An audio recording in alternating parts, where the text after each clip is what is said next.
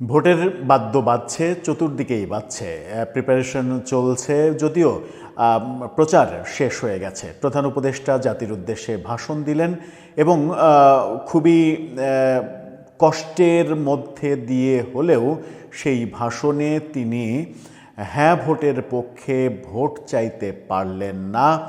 এই দৃশ্যটা আমরা দেখেছি। 18 মিনিটের ভাষণে তিনি অনেকবার গণভোটের প্রসঙ্গ এনেছেন, কিন্তু একটিবারের জন্য হ্যাঁ ভোটের ক্যাম্পেইনটা তিনি করতে পারলেন না। আদতে কারণটা কি? যখন হ্যাঁ ভোটের ক্যাম্পেইন করতে পারলেন না, এই সরকার যখন জোরে সোরেই চাইছে যে গণভোটে হ্যাঁ জেতাতে হবে, জুলাই সনদ বাস্তবায়ন করতে হবে, হ্যাঁ যদি না জেতে তাহলে এই সরকারের কর্মকাণ্ড সব কিছুর বৈধতা নিয়ে প্রশ্ন উঠতে পারে, সেরকম একটা মুহূর্তে জাতির উদ্দেশ্যে দেয়া ভাষণে প্রধান উপদেষ্টা কেন হ্যাঁ ভোটের পক্ষে বলতে পারলেন না? এবং তিনি আর কি বললেন? তিনি নতুন বাংলাদেশের কথা বললেন। এই ভোটের দিন নতুন বাংলাদেশের জন্মদিন, এবারের ভোটের দিন নতুন বাংলাদেশের জন্মদিন, এই কথা তিনি বললেন। চলুন নতুন বাংলাদেশটা কিভাবে আমরা পেলাম, গত 1.5 বছরে নতুন বাংলাদেশের কতটা আমরা ভোগ করতে পেরেছি, প্রধান উপদেষ্টা তার ভাষণে কি বললেন, সেগুলো নিয়ে বোঝার চেষ্টা করি যে সরকার কোন দিকে যাচ্ছে। থাকবেন পলিটিক্স টিভির নিয়মিত আয়োজনে।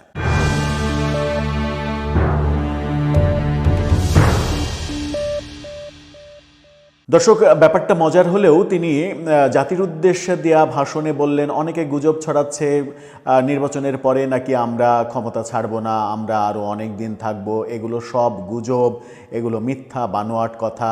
নির্বাচনের পরে আমরা যত দ্রুত সম্ভব ক্ষমতা হস্তান্তর করব। কিন্তু তিনি স্পেসিফিকলি বলেননি যে নির্বাচনের পরে 3 দিন কিংবা 5 দিন তার মাথায় শপথ হবে এবং শপথের মাধ্যমে আমরা ক্ষমতা হস্তান্তর করব। তিনি বলেছেন যত দ্রুততার সঙ্গে সম্ভব, যত দ্রুত সম্ভব ক্ষমতা হস্তান্তর করা হবে। এখন এই দ্রুত ব্যাপারটা কারো কাছে 5 দিন হতে পারে, কারো কাছে 5 মাস হতে পারে। ব্যাপারটা সেখানেও একটা কনফিউশন থেকে গেল। আমার মনে হয় যে প্রধান উপদেষ্টা যে গুজবটার কথা বলছেন, যে গুজবটা ছড়িয়ে পড়েছে, সেই গুজবের প্রেক্ষিতে তার স্পেসিফিকলি বলা উচিত ছিল যে নির্বাচন হবে 12 তারিখে, 13 তারিখে দুপুরের মধ্যে ফলাফল, বেসরকারি ফলাফল হবে, 14 তারিখ সময় নিয়ে 15 তারিখে নির্বাচন কমিশন গেজেট প্রকাশ করবে। গেজেট প্রকাশ করলে আমরা তার পরের দিন কিংবা একদিন পরে 16 অথবা 17 তারিখে শপথ আয়োজন করব এবং শপথের মাধ্যমে 17 তারিখের মধ্যে নতুন সরকারের কাছে আমরা ক্ষমতা হস্তান্তর করব, যেগুলো আজকে বিভিন্ন গণমাধ্যমে প্রেস উইংয়ের বরাত দিয়ে বলার চেষ্টা করা হয়েছে। কিন্তু প্রধান উপদেষ্টা সেটা পরিষ্কার করেননি। অর্থাৎ নির্বাচনের পরে আরও 180 দিন, 6 মাস এই সংসদ সদস্যরা গণপরিষদ সদস্য হিসেবে কাজ করবে। এই যে আলী রিয়াজের যে ব্যাখ্যা, প্রফেসর আলী রিয়াজের যে ব্যাখ্যা, সেই ব্যাখ্যাকে কেন্দ্র করে যেটা ছড়িয়ে পড়েছে যে আলোচনা, যে নির্বাচনের পরে এই সরকার আরও 6 মাস ক্ষমতায় থাকতে পারে, সেই গুজবের পরিপূর্ণ অবসানটা প্রধান উপদেষ্টা সুযোগ থাকা সত্ত্বেও সেই অবসানটা ঘটাতে পারলেন না। তিনি বললেন যে দ্রুত সময়ের মধ্যে ক্ষমতা হস্তান্তর করা হবে। প্রধান উপদেষ্টা তার ভাষণে এই ভোটের দিন নতুন বাংলাদেশের জন্ম হবে এটা বলেছিলেন। প্রধান উপদেষ্টা বিভিন্ন সময়ে এই বার্তাগুলো দেন দেখছি আমরা। এর আগে জুলাই সনদ স্বাক্ষর হওয়ার দিন সংসদ ভবনের দক্ষিণ প্লাজায় তিনি বলেছিলেন যে আমরা এর আগে বর্বর ছিলাম, বর্বর জাতি থেকে আজকে সভ্যতায় ফিরলাম। অর্থাৎ তার এই আমলের আগে গত 54 বছর বাঙালি জাতি একটা বর্বর জাতি ছিল, বর্বর একটা অবস্থায় ছিল। সেই বর্বরতা থেকে সভ্যতায় ফিরিয়েছেন তিনি, তার সরকার। সেই কথা বলে প্রচণ্ড সমালোচনার মুখে পড়েছিলেন। গত 1.5 বছর ধরে, বিশেষ করে 1.5 বছরের আগে গত 1 বছর, 6 মাস আগে পর্যন্ত, বিগত 1 বছরে আমরা নতুন বাংলাদেশ, বাংলাদেশ 2.0, নতুন স্বাধীনতা, দ্বিতীয় স্বাধীনতা, এরকম বক্তব্য আমরা শুনেছি। বিশেষ করে দ্বিতীয় স্বাধীনতার কথাগুলো স্টাবলিশ করার চেষ্টা করা হয়েছে এবং 24কে কখনো কখনো মুক্তিযুদ্ধের ওপরে, মুক্তিযুদ্ধের চাইতেও বড় হিসেবে দেখানোর চেষ্টা করেছেন অনেকে। প্রধান উপদেষ্টা এবার বললেন যে এবারের ভোটের দিন নতুন বাংলাদেশের জন্মদিন, অর্থাৎ ভোটের দিন নতুন বাংলাদেশ হবে। আমরা পুরনো বাংলাদেশে আর থাকতে চাই না, নতুন বাংলাদেশ হবে। ভোট নিয়ে তিনি অনেক পজিটিভ কথা বললেন।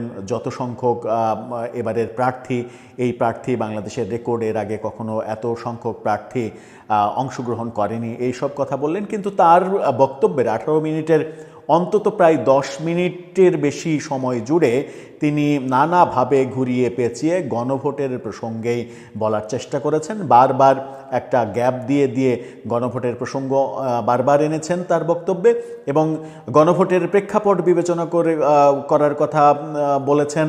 গণভোট নিয়ে মানুষকে আকারে ইঙ্গিতে বলার চেষ্টা করেছেন যে এই গণভোটের রেজাল্টের মাধ্যমেই ভবিষ্যৎ বাংলাদেশের বিষয়গুলো নির্ভর করছে। অর্থাৎ আপনারাই সিদ্ধান্ত নেবেন যে বাংলাদেশটা কেমন হবে, বাংলাদেশটা বদলে যাবে, বাংলাদেশের বিভিন্ন সেক্টরে বিভিন্ন রকম নতুন কিছু আসবে, নাকি পুরাতন বাংলাদেশ আসবে। কিন্তু একবারের জন্য 18 মিনিটে একবারের জন্যও তিনি হ্যাঁ ভোট চাননি, কিংবা চাইতে পারলেন না। এখন এটা কেন? নাম্বার ওয়ান, সরকার যখন মরিয়া হয়ে উঠেছিল গণভোটের পক্ষে, মানে হ্যাঁ ভোটের পক্ষে অবস্থান নিয়ে, এবং সরকার শত শত কোটি টাকা এটার পেছনে ব্যয় করেছে, সেটাও প্রকাশ্যে এসে গেছে। 140 কোটি টাকা বিভিন্ন মন্ত্রণালয়কে হ্যাঁ ভোটের ক্যাম্পেইন করার জন্য বরাদ্দ দেওয়া হয়েছে, সেই তথ্যগুলো বাইরে বেরিয়ে এসেছে। সংস্কৃতি মন্ত্রণালয় প্রায় 46 কোটি টাকা নিয়েছে নির্বাচন কমিশন থেকে। সেই 46 কোটি টাকা নিয়ে সংস্কৃতি মন্ত্রণালয় কি করেছে সেটা হয়তো পরবর্তীতে জানা যাবে, কোনো একটা সময় ইতিহাসে আমরা জানতে পারবো।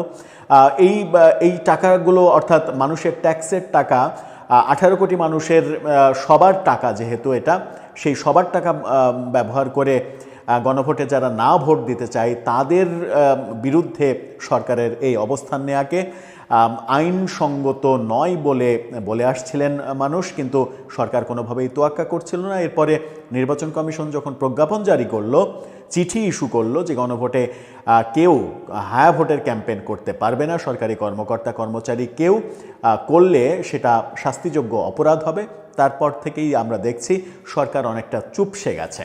এবং সরকারের প্রধান বলা হচ্ছিল যে সরকারি কর্মকর্তারা বলতে না পারলেও সরকার বলতে পারবে, যেহেতু সরকার এটার আয়োজন করেছে, সরকার চাইছে এটা হা ভোট পড়ুক, সরকার করতে পারবে। কিন্তু সরকারি কর্মকর্তা কর্মচারীদের যে নিয়ম, সেই একই নিয়ম সরকারের এমপি মন্ত্রীদের বেলাতেও খাটে, সেহেতু ব্যাপারটাতে খুবই বিব্রতকর একটা পরিস্থিতিতে সরকার পড়ে গিয়েছিল। এবং যতদিন পর্যন্ত হ্যাঁ ভোটের ক্যাম্পেইন হয়েছে ততদিন পর্যন্ত যে অপরাধগুলো হয়েছে আরপিও বিধান অনুযায়ী, তাহলে সেই ব্যাপারগুলো কি হবে, যে টাকা খরচ করা হয়েছে সেই টাকার কি হবে, এরকম অনেক প্রশ্ন যখন রয়েছে, সেরকম প্রশ্নের মধ্যে থেকে প্রধান উপদেষ্টা নতুন করে বিতর্ক হয়তো তৈরি করতে চাননি। এই বিতর্ক তৈরি করতে চাননি বলে তিনি গণভোটে কোনো পক্ষে, অর্থাৎ হ্যাঁ ভোটের কোনো পক্ষে, হ্যাঁ ভোটের সরাসরি ক্যাম্পেইনটা তিনি করতে পারলেন না। এবং তিনি যে করতে পারছেন না তার প্রতিটা পরতেই বোঝা গেছে যে একটা প্রসঙ্গ বলছেন, এরপরের বাক্যটাই হবে অতএব আপনারা গণভোটে হ্যাঁ ভোট দেন, কিন্তু সেই বাক্যটা আর বলতে পারছেন না।